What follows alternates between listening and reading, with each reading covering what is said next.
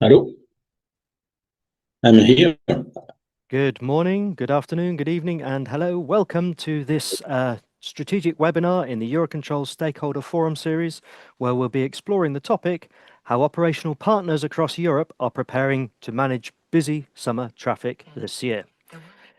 It is really interesting to see through our connectivities that we have registrations for this webinar from Canada, USA, Argentina, all the way across to Australia, South Korea, and China, and from Finland all the way down to South Africa. My name is Stephen Moore, and I'm head of operations here at Eurocontrol, the network manager.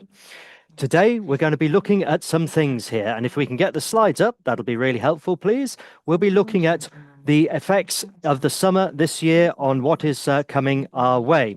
But first, we just have a look back on last year. Very briefly, traffic last year increased by 4.3% versus 2024, equating to about 11.1 million flights.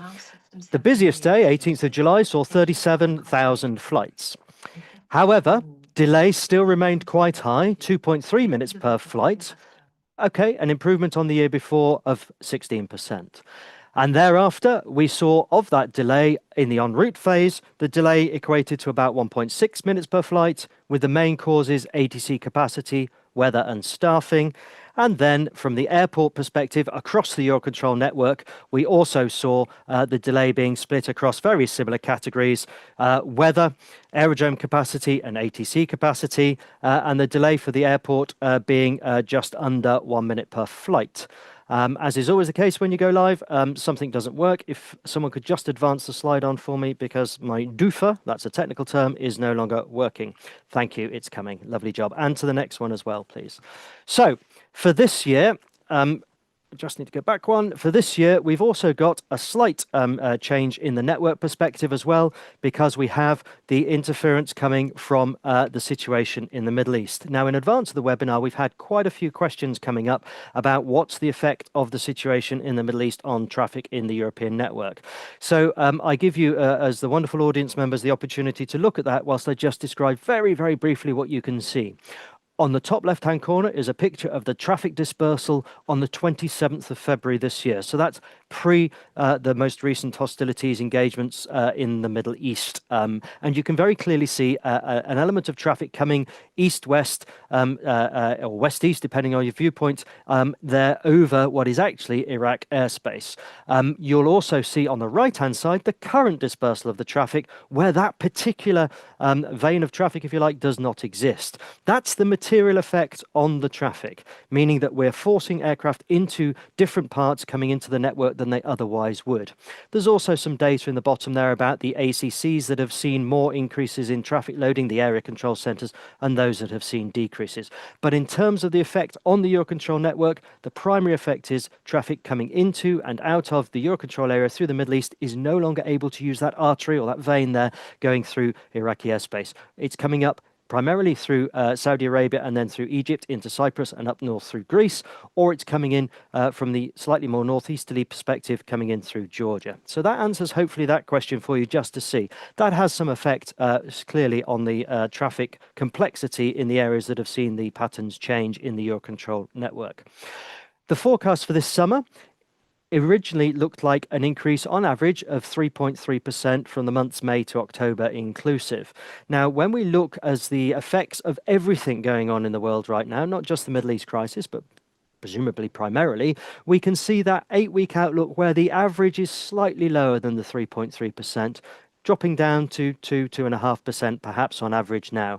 However, there are so many variables in that. For example, you can see the last figure on this slide showing very clearly that 1 week, the very busy week that we normally experience between the end of June and beginning of July, that's still showing very strong growth on last year of 5.1%. So it's not a uniform reduction. Some weeks are very busy. For example, the last week in May is also a very busy week and a week of significant traffic increase. So just to set the final piece of context then, With that traffic increase, how does that look in terms of what we can anticipate in performance or delay terms for this summer in the network? There's a picture of the Eurocontrol area. It's done in this case by flight information regions, but you can fairly clearly see that there's some traffic loadings in the southwest area and the southeast area where it's red. Red is never good. That indicates delay per flight is quite high, closer there to above 3 minutes per flight. And you can see other areas that are green where it's below that, much significantly below that.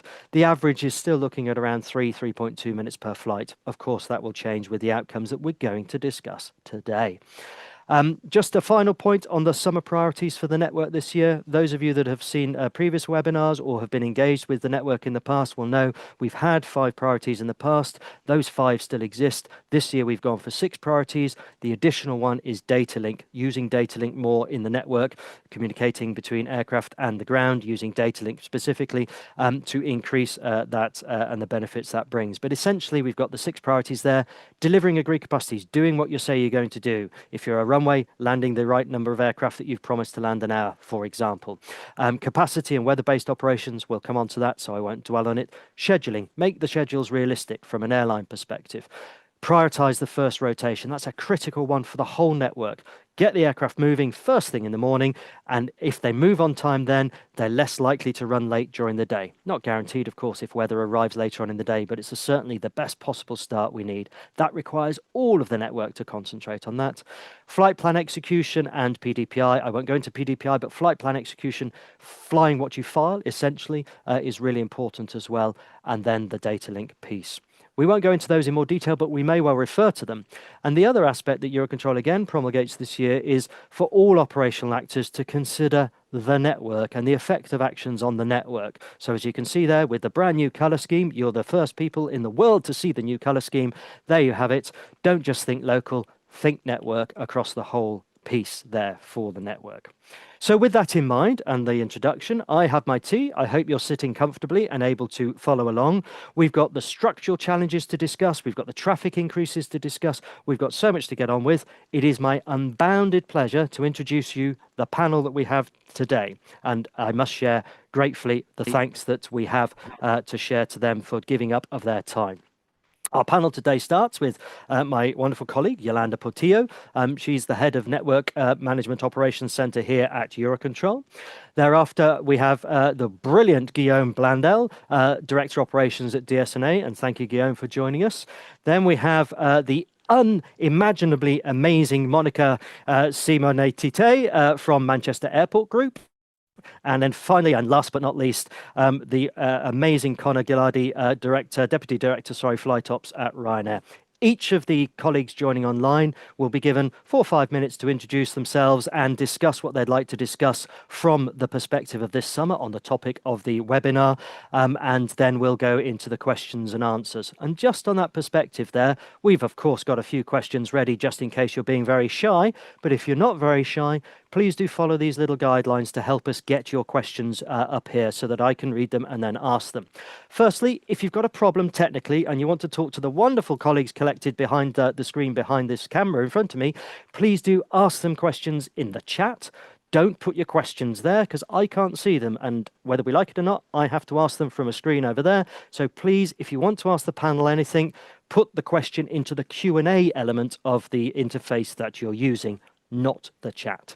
I hope that's clear. We'll revise the rules as we get to the end. And now, without further ado, it is my wonderful pleasure to introduce our first panelist today, and that will be Yolanda. Yolanda, over to you. Thank you. Good morning. Good morning, Stephen. Good morning to the audience, and good morning to my colleagues in the panel. Well, as you said, my name is Yolanda Portillo. I am the head of the Network Manager Operations Center, and my background is aeronautical engineer and air traffic controller. I think it could be interesting if I give a first very short explanation about what is the Network Manager Operations Center, or an NMOC. It is an operational unit with almost 200 people working in shifts to cover 24 hours a day and 7 days of the week to provide a central air traffic flow management service to the European network, according, of course, to the European regulation. Also, since January 2026, we provide the centralized European AIS database services from the NMOC. and how the NMOC prepare for summer, and in general, how the network manager prepares for summer. In his main role as honest broker, the network manager works together with the stakeholders to optimize the overall performance of the European air traffic management network. You have talked, Stephen, about our 6 priorities for the network manager for this summer 26: capacity and weather-based operations, realistic schedules, delivering agreed capacities, prioritize the first rotation, data link, discipline, flight plan execution. All these priorities sit at operation level.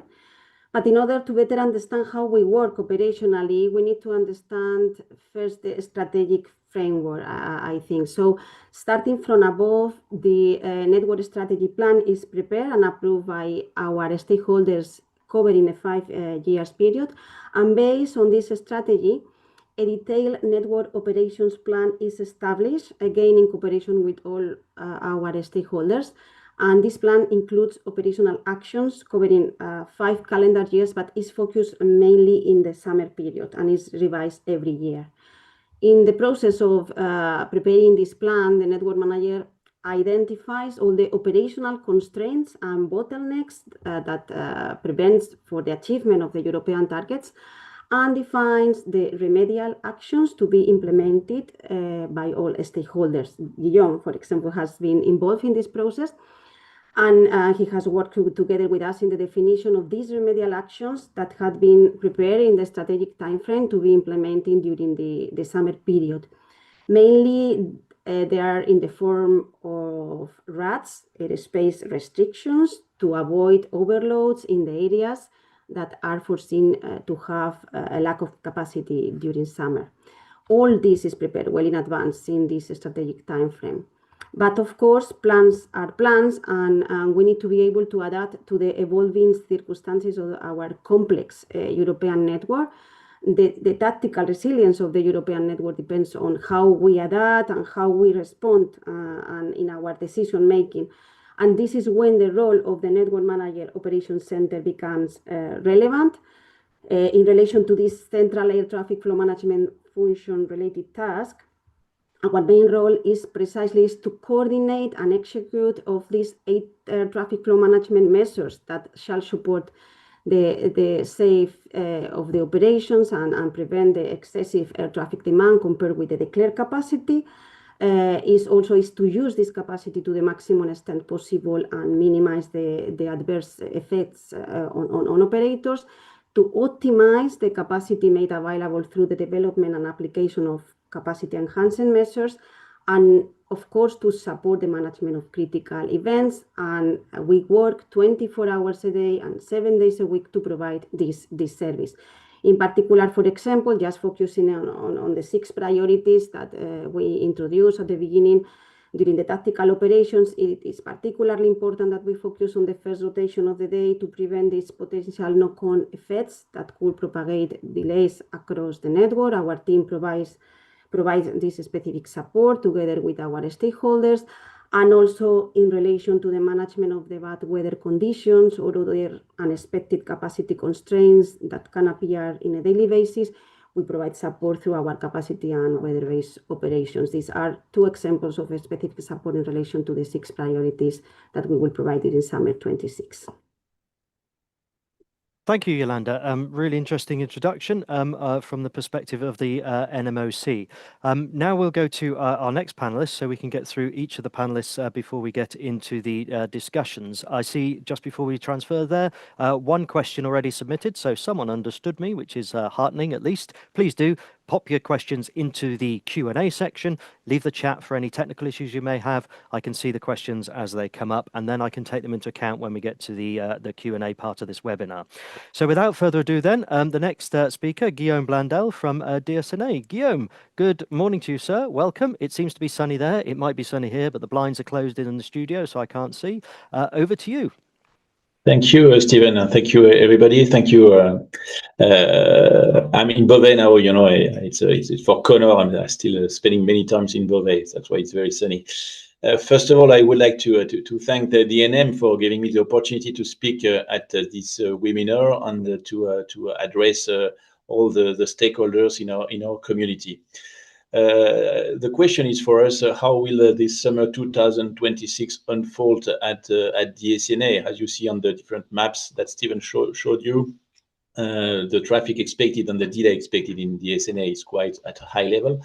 But of course, we try to improve our efficiency, and the question is, how did we do that in preparation of this summer 2026? Of course, this question is pertinent regarding our disappointing result in 2025, as you probably know. Those results were stemmed from multiple factors, I would say, and we have worked to address each of them over a varying time frame that I will try to explain now. First of all, in the short term, and for this summer especially, we have strengthened our control capacity through several levers. The first one is the controller work organization, which is obviously a key point. And we have negotiated more efficient duty rosters for adding extra working days for our ADCOs by tightening the management of absence, entitlement during peak traffic period, of course, and by reassessing certain controllers between shifts in line with daily demands. All that job was a huge discussion most of the time with the unions. The second point is that the review of our operational capacities. This has also been examined with upward revisions, wherever feasible, of course. And we took into account the different NM's analysis with the CAPAN studies, for instance, which helps us a lot. The third point, when demand exceeded our capacity, which obviously quite very often, we worked alongside the NM and the fellow ANSPs, whom I wish, of course, to thank for the help, to rebalance certain flow and implement RAD measures or scenarios. I am well, of course, aware for the airline that these involve difficult trade-off between delay and route extensions, of course. At last, already also in a short term, we had to address the specific case of the Aix-en-Provence units, especially the east zone of this ACC. And we have also put in place a kind of remastery process for the eastern area of Aix-en-Provence Center, and to ensure that the operational practices driven by our supervisor are as optimal as possible, which was not the case last year, and that's why we put in place this remastery plan. I will say after that in the medium term we also have to find different solutions. We are in discussion with our authority to secure the ability to recruit additional controllers, as the wave of retirements expected toward the end of this decade must be anticipated now, which is a key point for us if we want to improve our efficiency in the next years. So, what about the first result of this policy? I will say, but maybe Stephen and Connor maybe will not agree, but I hope they will. The season is now underway, and we are already observing a marked improvement in our service delivery. Even though Connor is writing me a letter every week, even though further progress remains possible.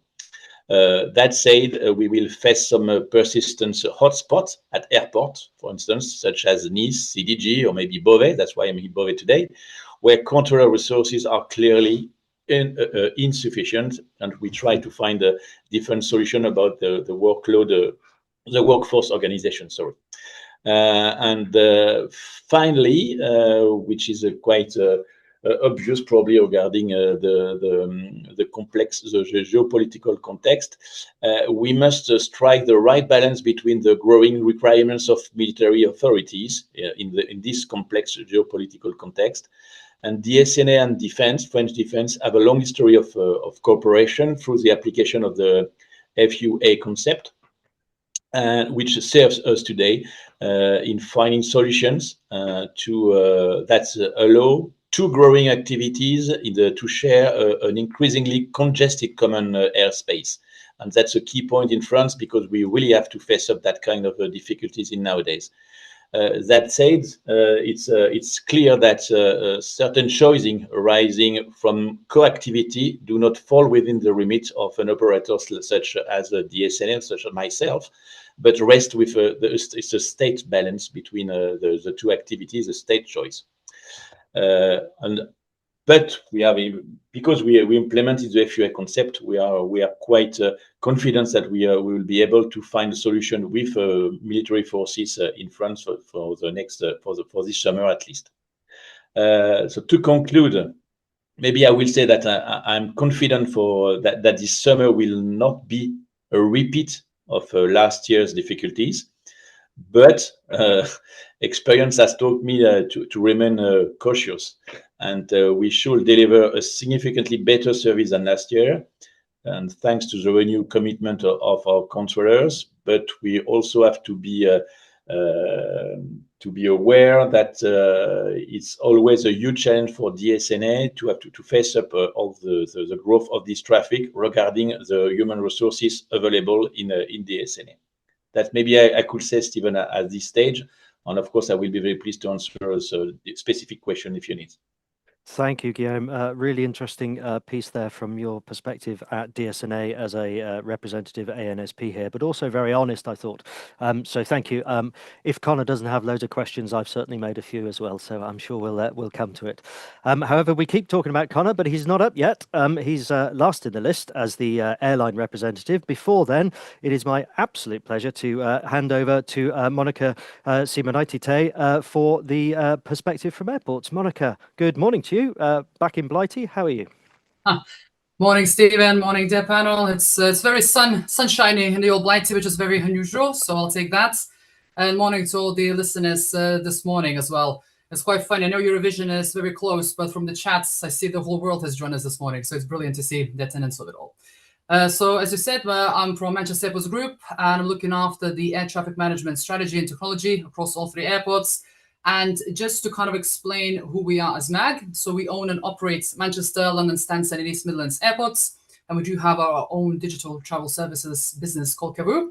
And across the group in itself, just to give you the context, we now serve more than 66 million passengers annually, so the highest level in our history, and connecting pretty much over 260 destinations worldwide.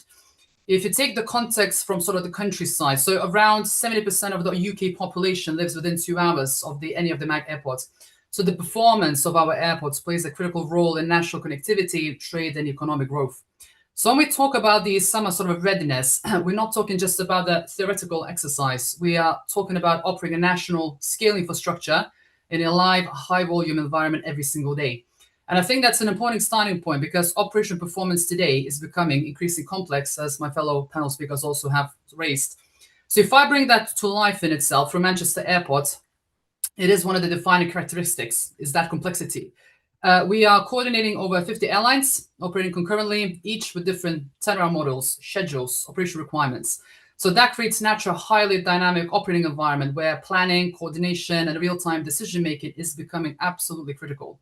Over the past decade in itself, I'm sure you've seen probably some of the media releases. We've just completed a £1.3 billion infrastructure sort of transformation program, which covered the airfield infrastructure as well at Manchester Airport, which was about to modernize it all. But as we move into summer 2026, the focus now shifts from delivery to optimization. And I think if you look across all the European airports, the question is no longer what we can additionally build, is how do we extract the maximum performance from what we have built already? So if I look at Manchester specifically, that includes dual taxi operations to improve airfield efficiency, reduce taxiing delays, enhance stand and gate optimization, more advanced stand allocation strategies, and introduction of the push and hold positions to reduce the stand congestion when the aircraft are ready but are delayed by the slots. Infrastructure alone doesn't deliver the performance. I think it's quite obvious. It's the execution that does it. So that's one major focus for us across the group is strengthening the ops model around that infrastructure through morning readiness planning, the first wave operations, which was mentioned a couple of times, daily stable operations meetings, stronger collaboration with the airlines, ground handlers, and I think a much clearer focus on the shared ownership of on-time performance across the airports, airlines, and ANSPs. Because increasingly, and I think it's pretty obvious, but I will say it, I think the ops performance is not about one single organization performing well in isolation. It's about how effectively the whole system works together. I keep saying in a lot of meetings, it's not about the ego system, but it's about the ecosystem in itself. And I think that becomes even more important in the current operating environment that we live in. We're still seeing the wider external pressures across the aviation network. Stephen, as you mentioned yourself, geopolitical disruption in the Middle East. Some parts do have ATC staffing shortages. There's potential industrial action risks, weather disruption, and more. Those pressures are real, and they create probably some uncertainty and some thoughts across the system, but I want to stress the point, they are manageable. And operationally, the focus also has to be on the resilience in itself. So making sure the disruption in one part of the network doesn't escalate across the wider operation. And I think we saw a really good example of that recently during the Middle East disruption, where Manchester Airport has successfully accommodated 9 additional wide-body aircraft to support the wider network resilience and help airlines manage the disruption itself. If we look at the last summer, I think that was mentioned, I think operations across Europe were relatively stable from the airport's point of view, and we do expect similar picture this year. I think encouragingly, the performance is already trending positively. If I take London Stansted Airport in itself, summer 2025 for us has delivered around a 6% improvement in on-time performance compared to summer 2024, and it feels that the momentum has continued into this year as well. So in April, we already see at Stansted in particular, we have achieved 91% overall on-time performance for the first wave departures, and that's really encouraging given we just came through our busiest Easter period on record, which always is a major stress test ahead of the summer for any of the airports. So I think we do understand the key risks, the severe weather, traffic control pressures, sector pressures, potential industrial action across. We are monitoring them, we are observing them, but I think the key message from my perspective, and especially talking to other European airports, we do consider the system remains pretty stable. Monica, thank you very much indeed. Again, a really comprehensive overview in such a short space of time, and it's really good. Thank you. Just before I come to the last guest, and sorry still to keep you waiting, I did notice earlier someone put their hand up in the chat. That's not going to work for us, I'm afraid. Questions need to be submitted. I also notice, thank you to those that have submitted questions, someone has submitted it anonymously. That's absolutely fine. But if we don't get time to answer your question on air, we may come back to you to answer your question afterwards. Can't do that and send it all to Mr. or Mrs. Anonymous. So please, if you're happy to, let us know and we'll try our best with your registration information to come back to you with a question and answer sort of situation if we can't do it live.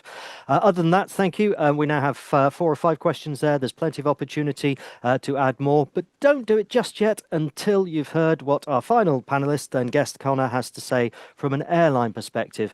And it's, as always, great pleasure to introduce the wonderful Connor. Hi, Connor, over to you in Dublin. Thanks, Stephen. Thanks all. So look, my name's Connor. I'm Deputy Director of Flight Ops for Ryanair, with my remit having oversight of our ops control centres here in Dublin and likewise in Warsaw and elsewhere across Europe.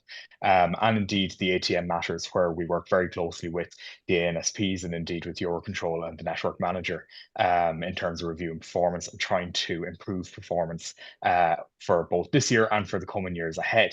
For those of you who haven't come across or flown with Ryanair, looking at Stephen in the last few years, we are the largest carrier in Europe. We represent over 10% of the network manager region traffic per day, fleet of 650 aircraft and another 300 on order to come, starting again next year for the next decade of growth that we have. And we are going into our busiest ever summer season with over 3,800 flights per day. So for us, we have, of course, the challenge of scaling up our operations with our busiest ever summer season, alongside the challenges that we discussed there through the other panelists earlier of ATC and airport congestion and weather and everything else that we'll touch on throughout the discussion. I suppose the preparation that we had from the Ryanair side for the summer ahead, and Monica touched on it absolutely perfect, is none of us actually operate within a bubble.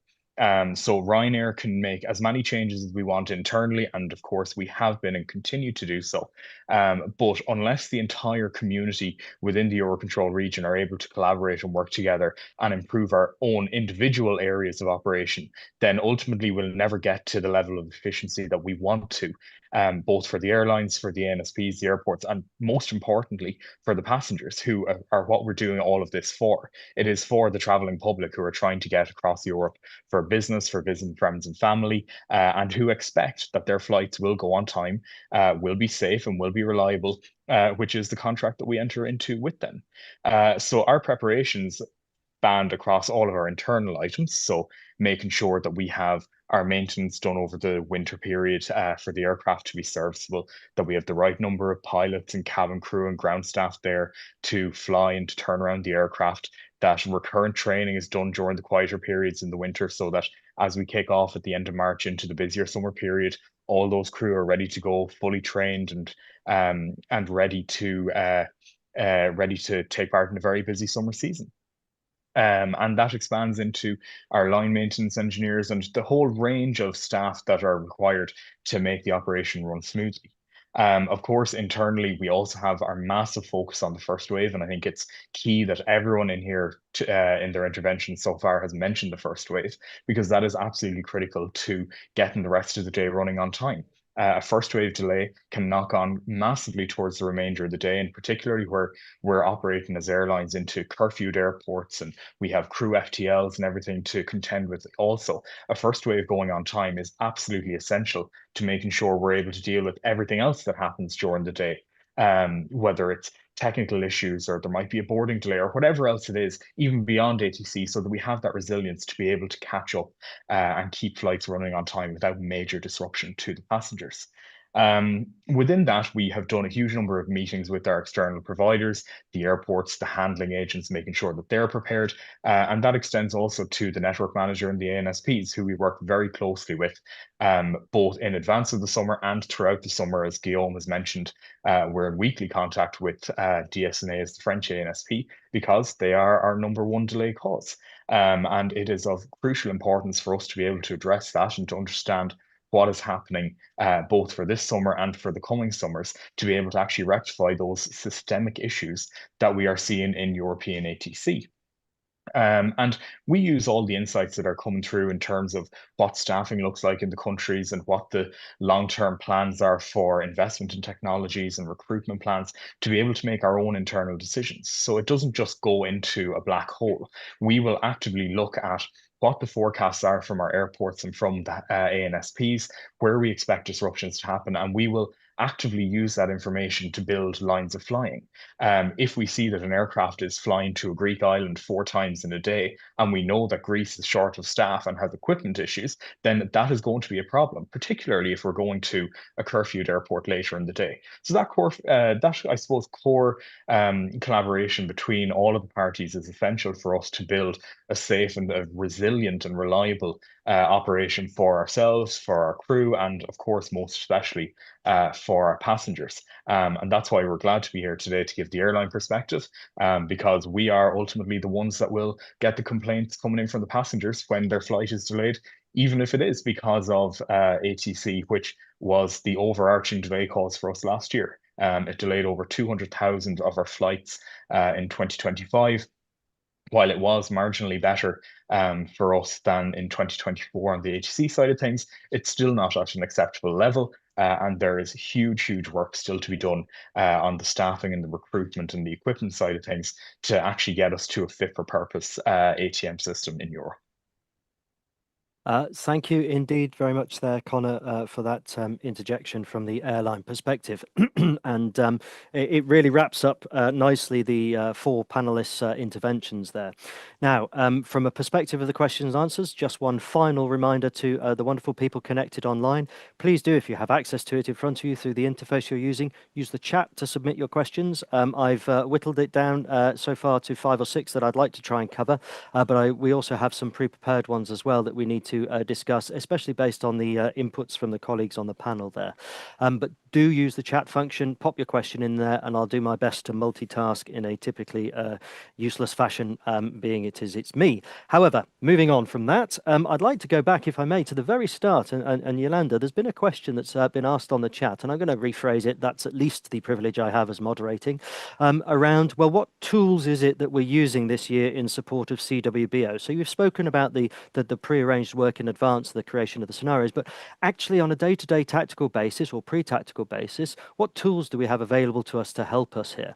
Yeah, I have seen the question in the chat from Fabio. Stephen, I think I'm going to explain a bit more about our capacity and weather-based operations, and also we'll try to respond the question at the same time. So We started with this new process in summer 25. It was the first time that we recruited our meteorological specialists at an MOC. And we created this new function that brought us the expertise, the granularity, and the constant follow-up on the weather. And with this information, the Met specialists are supporting our decision-making process, helping us to make the appropriate decisions in the appropriate timing. Then we define together with our stakeholders the scenarios and the associated operational procedures to implement these scenarios and to avoid that the specific traffic flows could be planned through the areas where the bad meteorological conditions were expected. So with this, just moving this limited amount of traffic, we avoided the unexpected overloads and bring more stability to the network. But what is very relevant about these tools is that we can use them not only for bad weather conditions, but also to manage the impact of any other capacity shortfall, irrespective of the reason. And there are many unforeseen capacity bottlenecks in the network during the daily operations. So coming a bit to the question from Fabio, I'm going to try to find it now. I cannot find it, but it was referring to the strategic assumptions. So we prepare these scenarios strategically, but the good point about our process is that we apply this process pre-tactically and tactically. So when applying it pre-tactically, we are bringing this stability, and also this doesn't collide with the stand measures that the FMPs are applying at the end, the local measures based on the local expertise. So we bring this stability to the network that is helping all of us, including the FMPs, to do a better job, and it doesn't collide, as I said, with the stand measures that they are applying on the tactical basis. Also, for the evolution of our procedures for summer 2026, it had been recognized that the introduction of the new procedures marked a turning point from the reactive to proactive network management in Europe. And apart from the delay savings that we save almost 1 million minutes of delay, we brought this operational stability that this is so important for our work. So this is why in summer 2026, we are going to evolve this process to be able to implement the procedures on the day of the operation tactically when a defined delay threshold is reached at network level or at ACC level. And then we can apply this tactically. Is going to be on a very limited basis, but our intention is to be able to create this stability into the network. We cannot remain passive in the face of these situations. Okay. And we need to, yeah. If I can, sorry to interrupt you there, Yolanda, but it's a really important point. Thank you. So, and thank you for picking up the question from Fabio. It's my fault you couldn't see it. I moved it onto the next screen, thinking that we were covered it in my head. But okay, it's a really interesting point. If I may turn to particularly Monica and Connor, but either one of you to butt in here. For me, here we are. We've got an awful lot of work that Yolanda's described going into the planning. Strategically, absolutely, really important work with our colleagues in ACD, led by my wonderful colleague Razvan and his team ahead of the season, and then pre-tactically in the Network Management Operations Centre. And every day by about 4 or 5 p.m, we publish the network plan for tomorrow. What do you do with it? Connor? Absolutely. So I suppose we have our operations split in two, in that we have our OCC looking after today, and we have a pre-planning phase that is looking at tomorrow and 3 to 4 days on. We would be looking at, particularly on the weather side of things, as Yolanda says, is where is there going to be adverse weather coming? Where are there scenarios where conditions at an airport may be out of limits for the crew, that we might expect disruption, and ultimately that helps us to feed our decision making in terms of where do we want spare aircraft to be placed? Where should we have spare crew available? Do we need to start looking at making a 4-sector day into a 2-sector day for the crew to be prepared for a diversion, to be prepared for delays on the ground in the case of thunderstorms or heavy rain or anything like that? On the, I suppose, staff and capacity side, then we look at where are the bottlenecks going to be.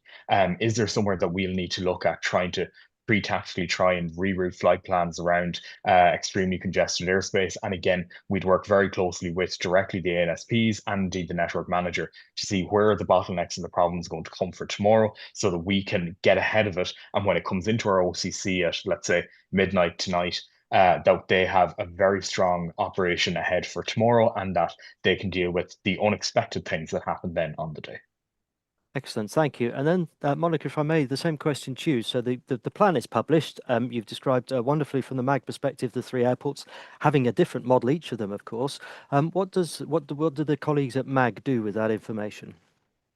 Yes, I think from the airport's perspective, it's quite similar across all the stakeholders. I think the focus is really on building a predictable and resilient operations every single day, and that's where the NOP plan also comes into. I think it's also very useful, particularly during those early morning departures, where even a small delays can propagate quickly across the network. So as I say, at MAG, this all information possible that we have, we use to collaborate closely with the airlines, ground handlers, air traffic controllers, and operational partners through things, as I say, morning readiness planning. We have a call with all the stakeholders to discuss the first week performance, see kind of a compare plan versus the actual. So when we have daily stable ops calls as well, that's being discussed. And I think that also does support with the real-time stand and gate optimization and the runway sequencing improvements as well. So I think it's critical to say, yes, once it's published, it's there, but proactive operational decision-making is happening throughout the whole day. I think the key thing from Airport's perspective is to be proactive and dynamic across. I think, I can't remember which conference has been, as many of them in industry, isn't it? But it's, I think there was some talks from some partners about being good at firefighting. And you think, why would I be in the position of firefighting all the time? I think from the airport's perspective in particular, we're very keen to predict the ambers, in particular reds, while we're still in the green side of things, right?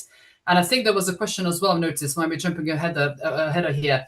There's a lot of different tools that the airports are using, from modeling, proactively measuring, the performance in the similar conditions that we have in the past. There's a lot of different things and ways that information can be used, crunched, and distributed across the stakeholders to ensure that we are as efficient and providing the seamless passenger experience as we can.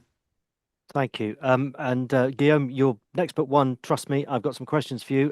But before I come to you, Connor, if I may, on your answer previously to the question there, you're talking about how you're being proactive, you're looking at the crewing, you're looking at the flights. You've got 3,500 flights per day. How many people does it take to do all the things that you described on the tactical day after things start going wrong, as it were, with bad weather or whatever it may be? Far fewer people than you might imagine in some of our legacy carriers. So we pride ourselves on being extremely efficient in terms of the tools that we have. We have a lot of in-house KPIs, BI tools and systems that we would use that effectively mean that we have a very small core group of extremely experienced people outside the room here behind me who are there to deal with the disruption. The easy things such as small changes to bookings, updating ETDs, things like that, the system takes over. We need the guys and the girls outside here to be working on the diversions, the scenarios where we might have to cancel a flight unless we have someone creative looking at the problems. And ultimately, this is going to come back to, we are becoming a very, very technologically led operation, supported by this small group of people who are extremely experienced. And ultimately, technology is the way forward in terms of scaling up even further as we go beyond 4,000 flights a day. Indeed, that's coming over the horizon for certain. Thank you. So Guillaume, then you've sat back and you've listened to these few questions, and we know that from your wonderful introduction that all the hard work that you, the colleagues, the controllers, the social partners in DSNA have been doing, I guess the DGCA, the ministries, etc., to make this year better. And it was really heartening to listen to you describe what had happened in the preparation for the summer. Also noting your very, very, very valid point around, let's not put the cake and fireworks out just yet, because of course things can change, and who knows, world events, if not anything locally. So that being the case, are you able to say how much better it's going to be in DSNA this year in terms of delay performance? Have you a forecast? Is it going to be like 5%, 10%, 20%? Noting all the caveats, is there a figure that you could put on it? It's quite difficult for us to have a kind of forecast about how many delays we will produce, if I can say, in DSNA this year. You know that last year it was more than 7 million minutes for all the year. We hope that this year we will be around maybe less than 5 million, I will say, around maybe 4.5 million of delay, which is tremendous, and of course it brings many disruption in all the systems, and we know that. Connor, as I told you, write me a letter every week to tell me that it's not acceptable. So he puts the pressure on the French ANSP, but probably on all the ANSP. What I could say that, as I told you, we don't have sufficient ATCOs. That's why we are not really resilient, because we don't have enough ATCOs in strategic phase. So we involve all of our resources that we can into strategic phase. That means in a tactical phase, we don't have we are not enough agile to increase the number of ATCOs suddenly, because we know that in 1 week, for instance, we have a peak of traffic. We knew it probably 6 months ago. We are not able to mobilize extra resources within 2 weeks. That's why we know exactly what we will produce with this summer. We are very engaged to be sure that all what we promised the NM in the yearly up, we are involved, that we will produce what we say that we will produce. Okay, we want to respect that kind of contract that we have with the NM and with the airlines, and that's why we expect now to produce less minutes of delay than last year. We know that all our ATCOs and the management are involved in this process. And that's why I will say maybe 4.5 minutes of delay for this summer. It's a forecast, but I'm not really sure that will be the result. Maybe a little less, maybe a little more, but for sure that will be less than last summer, of course. And thank you. And I think that's the point as well, isn't it? Because no matter what, no one has the crystal ball to predict everything. If we did, and we could predict the weather, for example, we'd all have a much more predictable operational situation across all of the aviation ecosystem in the network. But it really is an interesting point, and it brings me to a question, Connor, for you, that I was going to ask based on your introduction, which is, you talked about, for Ryanair, but any airline, I suppose, but it was the example from Ryanair you gave.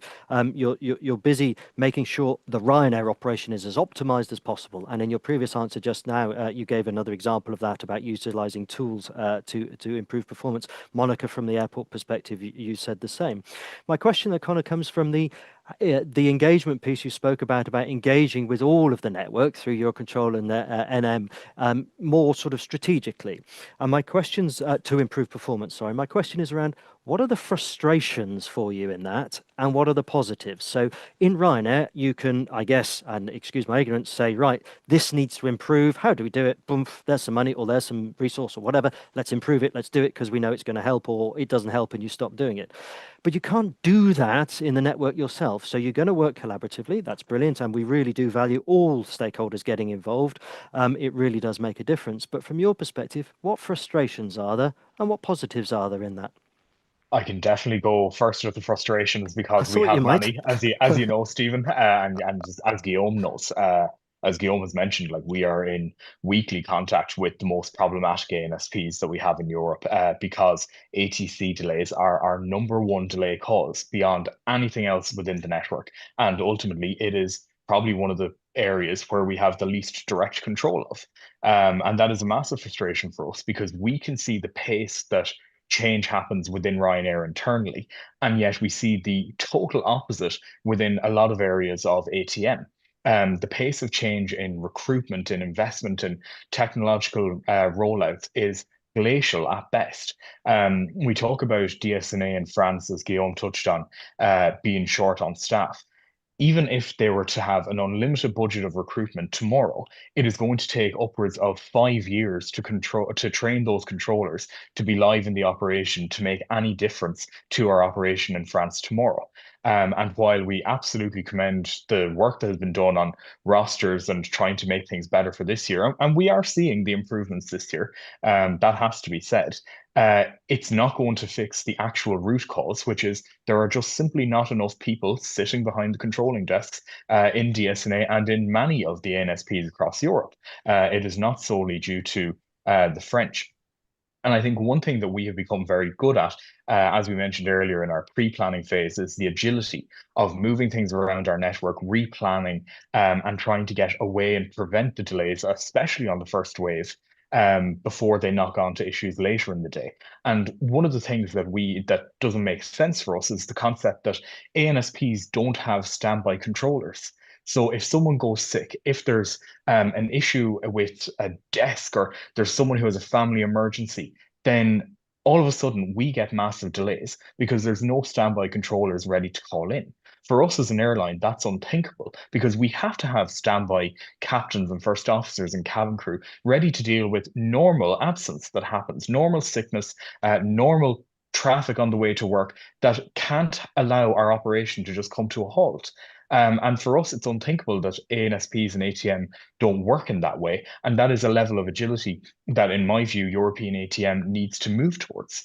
And that's, I suppose, one of the areas that we would lobby and we would work with on the strategic basis with the ANSPs and with yourselves as network manager to try and bring these good prospects and good aspects of our airline operations and the experience we have into the ATM world to allow it to become more flexible and more agile, because it's the only way we'll be able to actively respond to change. And then I suppose on the flip side of the positives, when we're working on these strategic levels and we're meeting with Guillaume and his team in DSNA, we're also championing the ANSPs across Europe who are actually doing fantastic work. And we look at the 2025, we saw some really positive developments from the Hungarians, from the Italians, even from the Germans, who are still one of our top 5 delaying ANSPs. But actually, they reduced their delay last year by about 30% because they identified where they were short on staff. They made massive work to move people into the areas that they were short on. Hungary did huge airspace change in the space of a couple of months last year to increase the capacity, make their airspace more efficient. And ultimately, we can see the pace that some of these ANSPs are able to move at and the ability that they have to make change and fix the root cause of their issues. And we're saying, why is everybody else not doing this? Thanks, Connor, indeed. If I may, I'm going to change the subject now. Well, actually, I won't. There's a question just popped into the chat. I'll give Connor an opportunity to read it. I won't ask it directly to Connor. That's not fair. But it's just a statement of fact as well, to be really clear. Every operational actor, be it a pilot, a controller, an airport ground handler, an airport stand planner, everyone operationally, the fuelers, everyone are doing their very best. There's no doubt about that. There's no question about that. Everyone is doing their very best to make the system work. We're talking here about the frustrations more structurally and also that differ. So you gave a great example there, Connor, of one ANSP that seems to have reacted or been able to react a bit more faster than others have. But that's just the way the system has been so far constructed. So thank you for that, and thank you for the point in the chat. But if I may, there are 2 questions that remain outstanding before we turn up to a summary of where we are for the summer in terms of all the preparations. And I really do encourage any last questions to come into the chat now. You've got about 2 minutes before I then have to turn to the sort of summing up statements, as it were. But these 2 are primarily around fuel and EES. Now, I'll come to the fuel question firstly with Connor in a second, but Monica, EES, the EU entry-exit system. Now, it may seem strange asking a representative from a UK airport group about this, but just talking about airport operations before I then throw the question further. Are you and your colleagues in ACI, so Airport Council International, are you seeing issues as a result of the introduction of this new system, the entry-exit system? Sure, thank you, Sim, for the question. I think, yes, we do see some of the knock-on disruptions as a result of EES, and they did have an impact on the UK-bound aircraft, so obviously including to our airports. I think the principle, while the principle behind the EES is well understood and supported, I think the key challenge is operational implementation at the peak periods and how the system performs in a live airport environment. And obviously, I think we've all seen the evidence of the pressure this can create. And in fact, airports and airlines across Europe, we've seen they recently called on the European Commission and the member states to introduce additional flexibility when it comes to ops following the first day of the full EES operations, which did see the passenger disruption, delays, and the missed flights. I think it's not really the debate about the principle of modernisation. It's about implementation, operational resilience, and ensuring that the system in itself can function effectively during the peak demand periods without creating a wider network disruption. So I think we do support the approach, what the ACI Europe is saying, that there is a need of pragmatic and flexible approach, including the potential for temporary operational adjustments if the queues begin impacting the broader airport performance and the passenger flows. So in full support of ACI Europe's position on that one. Thank you. Connor, from your perspective, have you got enough petrol? Are we running out of fuel? So look, I suppose it's one that actually really showcases the agility of the providers and the refineries around Europe. So we have good eyes on our fuel situation out till the end of June, which is quite normal for where we'd have been this time last year as well.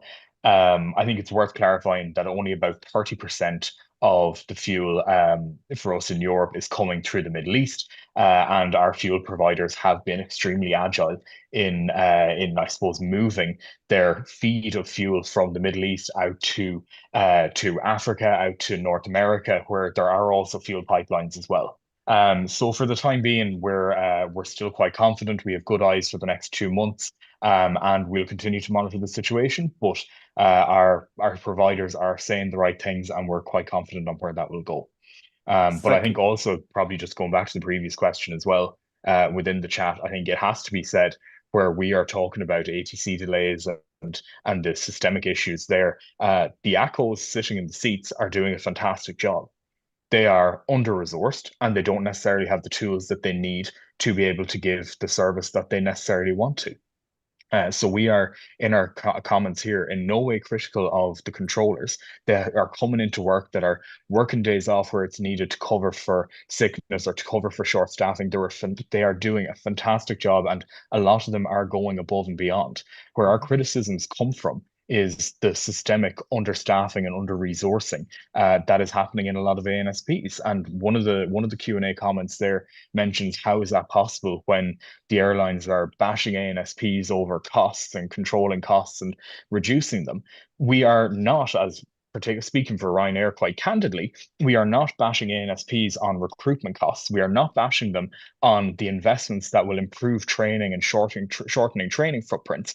We will bash them where they are building brand new shiny HQs and they're spending tens of thousands of euros on new sofas and things like that that are delivering no network benefit and that are, in our view, extremely overpriced. But where there are actual improvements and investments and the ANSPs are able to justify that these things are going to bring a network benefit, absolutely we support that. It is about sensible spending, not about not spending at all. Thank you, Connor, for picking that from the chat up as well. I appreciate the response, and I'm sure the questioner does as well. By bash, of course, we mean really giving challenging feedback rather than literally hitting people over the heads, but you never know. In terms of the webinar, I didn't know that we would talk about sofas as well, but there you go. This has been a wide-ranging discussion. Look, we're coming to the end of our time now, so we do need to wrap up, and I will go in the following order. This is clearly a hint to the panelists to understand where they're going to speak in their sort of last 30-second minute interjection. I'm going to go to Connor first, and then I'm going to go to Guillaume, and then Monica, and then finally for a network wrap-up, from Yolanda, if I may. So bearing that in mind, Connor, in terms of the preparation for the summer ahead, you've spoken very eloquently about the issues you face, the frustrations, but also the positive side of things. What 2-3 things would you like the audience to take away from the perspective of an airline for the network in the summer this year? Absolutely. So I think, look, it's an extremely challenging environment to be operating in. We're at still some of the highest levels of ATC delays, and it is very much preventable. We need that the ANSPs, that the states get involved, that they give the appropriate budgets to the ANSPs to recruit where it's necessary, and they do that sensible spending so that the massive and unsustainable volume of delays doesn't continue through the wave of retirements that Guillaume mentioned, through into the late decade, into the early 2030s. Thank you. And it is not all of Europe. 5 ANSPs are causing 70% of Ryanair's delays in 2025. It is not everyone, it is a small minority that have a massive impact, and that everyone from the airlines to the airports to Eurocontrol, the states, the NSAs, the ANSPs, they need to be actively involved to make sure that the traveling public around Europe can have this safe and reliable traffic and travel throughout Europe, which is the minimum they should expect. Thank you indeed. And very briefly then to Guillaume, turning to you from your perspective, you've described wonderfully all the hard work of the colleagues at DSNA and others in the summer. What are your last messages for people to take away connected today? The last message is Stephen will be on behalf of the others, ANSP in Europe, will say we need to recruit and we need your full support of all the stakeholders who help us to convince our authority to recruit ATCOs for the next decade, because we know that we'll have to face the growth traffic and a wall of retirements in the ATCOs world all over Europe. So we need to recruit, we need your full support. Maybe as an operational point of view for this summer, I will say to the airline, please fly what you file. Fly what you file, because it's the best way to use correctly the airspace, the European airspace, and the ATCOs have to be confident in the workload they have on each sectors. And for that, you have to respect your flight plan and fly what you file for this summer. It's a key point for us.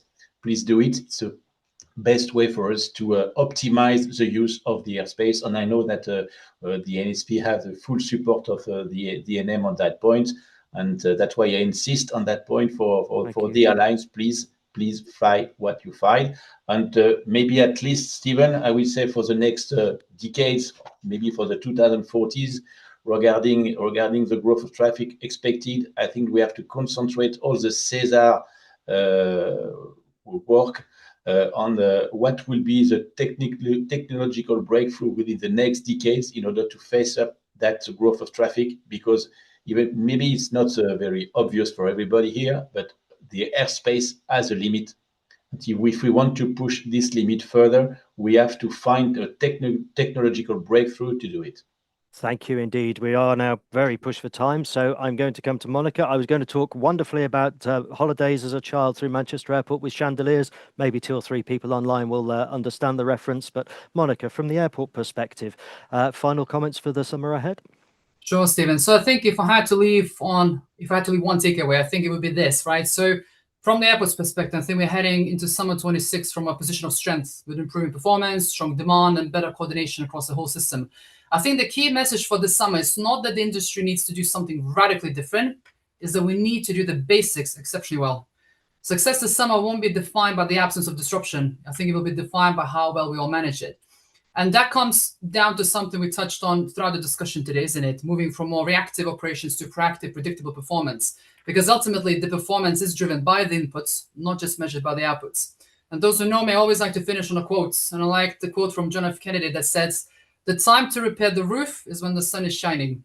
And I think that's exactly what we're focused on, strengthening the system now to deliver stable, resilient, and predictable operations throughout the summer peak. So I think that would be key thing for my Thank you indeed. And then last but no means least, Yolanda, from the network perspective, what messages have you to sum up with? Mindful of the time, Stephen, very quick. So we have prepared strategically, we have prepared our procedures to be applied tactically and tactically. And from the NMOC, we are here to support your operations 24 hours a day, 7 days a week. Thank you very much indeed there. Listen, it's time for us to close here. I really hope that you've enjoyed the webinar. I'd like to thank each of our panelists from the very bottom of my heart for all of their professional expertise and time in preparing for this, as well as turning up for this webinar today. I'd love to thank you as the audience for joining us. We've had many people connected. By all means, also to thank you for sending in your questions. It shows interest. It also shows engagement. It also shows that people really do care about this massive, huge ballet in the sky that is the network operation in Europe. I wish you all the very best for the summer, the very best for the future. Please stay tuned for our next webinars and have a safe, efficient summer. Thank you and good afternoon, good evening, good morning.